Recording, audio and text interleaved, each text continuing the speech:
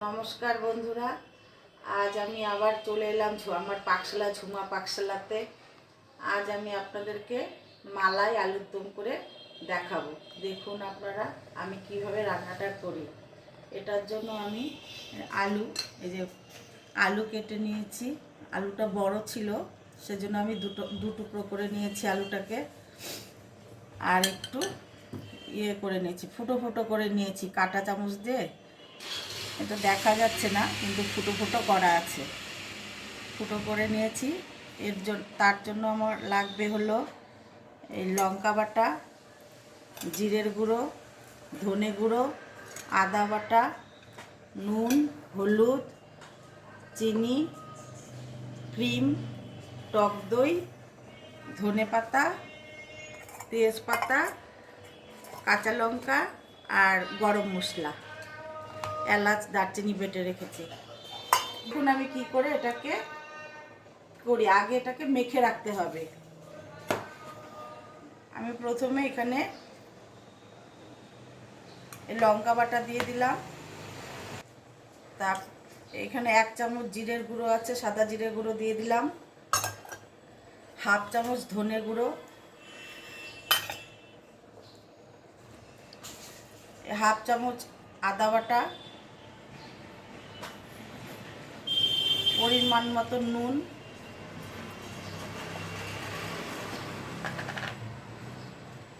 হলুদ গুঁড়ো 1 চামচ, তেজপাতা, স্বাদ মতন চিনি, আর এই যে ক্রিমটা দিয়ে দিলাম। অল্প করে জল দিয়ে এটাকে মেখে নেব।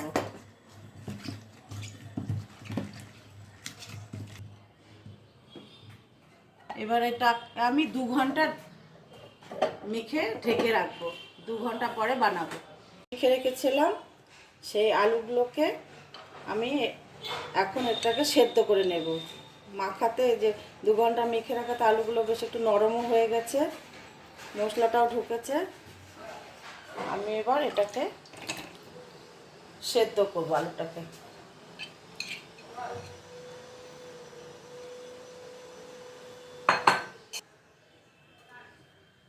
কাঁচা লঙ্কা চেরা এর উপরে দিয়ে দিচ্ছি,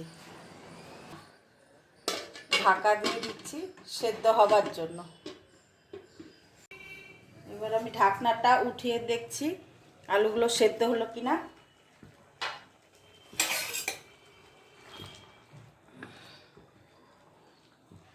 আলু ভালোভাবে সেদ্ধ হয়ে গেছে।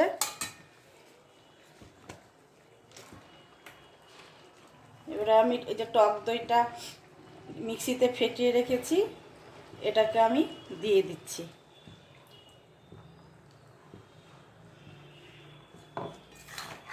আমি ঢেকে দিচ্ছি। আর এখানে আমি একটা আলাদা কড়াই নিয়েছি, এর মধ্যে আমি 2 চামচের মতন ঘি দিয়ে দিচ্ছি।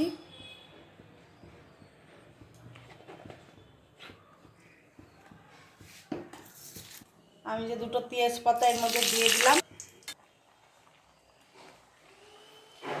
এটাকে আমি এই আলু তরকারিটার মধ্যে দিয়ে দিলাম।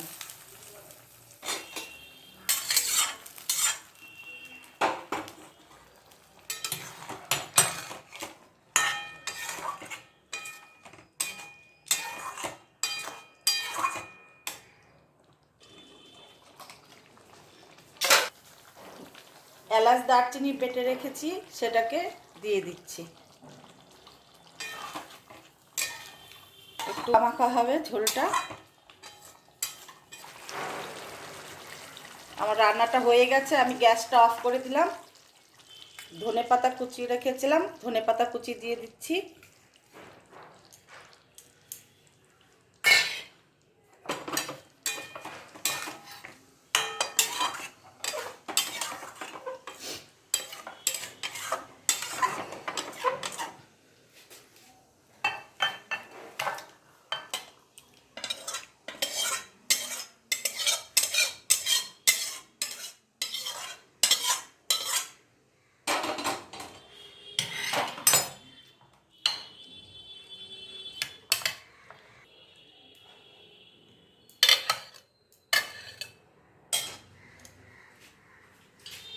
দেখুন আপনারা রান্নাটা কেমন লাগলো। ভালো লাগলে লাইক শেয়ার কমেন্ট করবেন। ভালো থাকবেন, সুস্থ থাকবেন।